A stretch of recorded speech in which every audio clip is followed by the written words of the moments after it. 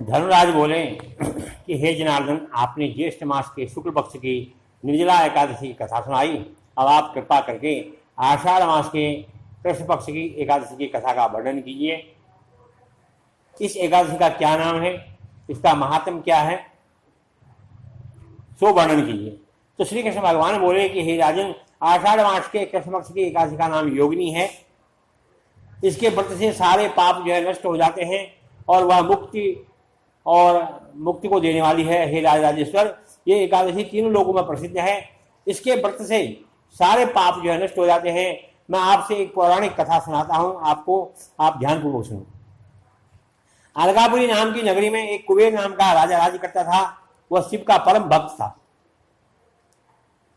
उनकी पूजा के लिए एक हेममाली उनके लिए पुष्प लाया करता था। उसकी विशालाक्षी नाम की अत्यंत सुंदर स्त्री थी। एक दिन वह मानसरोवर से फूल ले आया, परंतु कामासक्त होने के कारण फूलों को रख करके अपनी स्त्री के साथ रमण करने लगा। दोपहर हो गई। जब हेममाली नहीं आया तो राजा कुबेर को उसकी राह देखते देखते बड़ा क्रोध आया। अपने सेवकों को आज्ञा दी कि तुम जाकर देखो कि हेममाली कहाँ है, पता लगाओ, अभी तक पुष्प लेके क्यों नहीं आया। जब वो उसके अनुचर, उसके सिपाही वहां गए, पता लगा कि वह जो अपनी स्त्री के साथ रमण कर रहा है। और कुबेर के पास आकर कहने लगे, हीराजी, वो माली अभी तक अपनी पत्नी के साथ रमण कर रहा है। और यक्षों की इस बात को सुनकर के कुबेर ने हेममाली को बुलाने की आज्ञा दी। वह राजा के सम्मुख डर से कांपता हुआ अवस्थित हुआ और उसे देख करके राजा कुबेर को अत्यंत क्रोध आया। उसके होठ फड़कने लगे। उसने कहा कि हे पापी, हे महानीच, हे कामी, तूने मेरे परम पूजनीय ईश्वर का अनादर किया है, इसलिए मैं तुझको श्राप देता हूं कि तू स्त्री का वियोग भोगेगा और मृत्यु लोक में जाकर के कोढ़ी होगा। कुबेर श्राप के प्रभाव से वह उसी क्षण स्वर्ग से पृथ्वी पर गिरा और कोढ़ी हो गया। उसकी स्त्री भी उसी समय उससे बिछुड़ गई। मृत्यु लोक में आकर उसने महान दुख भोगे, परंतु शिव भक्ति के प्रभाव से उनकी बुद्धि कभी भी मलिन नहीं हुई और पिछले जन्मों की उनको सुधरी ही। इसलिए वह अनेक दुखों को भोगते हुए तथा अपने पूर्व जन्मों के कर्मों को स्मरण करते हुए हिमालय पर्वत की तरफ चल दिए और चलते चलते मार्कंडेय ऋषि के आश्रम में पहुंचे। वह ऋषि अत्यंत वृद्ध थे, तपस्या में लीन थे और दूसरे ब्रह्मा के समान प्रतीत हो रहे थे।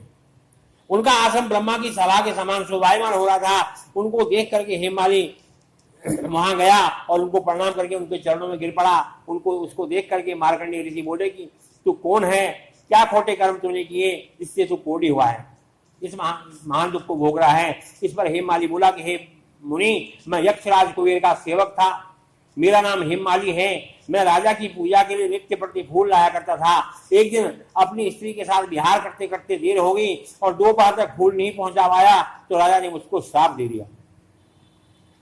कहा कि तू अपनी स्त्री का वियोग भोग और मृत्यु लोक में जाकर के कोढ़ी बन और दुख को भोग, इसीलिए मैं कोढ़ी हो गया हूँ और महान दुख को भोग रहा हूँ। अतः आप कोई ऐसा उपाय बताइए जिससे मेरी मुक्ति हो जाए।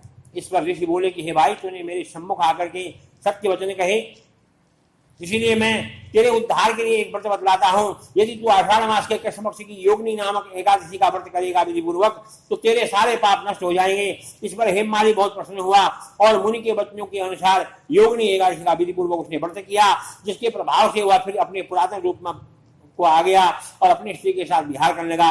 हे राजन, इस योगिनी एकादशी की कथा का फल 88,000 ब्राह्मणों को भोजन कराने के फल के बराबर है और इस व्रत से समस्त पाप दूर हो जाते हैं और अंत में स्वर्ग की प्राप्ति होती है। श्री कृष्ण गोविंद हरे मुरारे, हे नाथ नारायण वासुदेव। बोलो एकादशी महात्म की जय।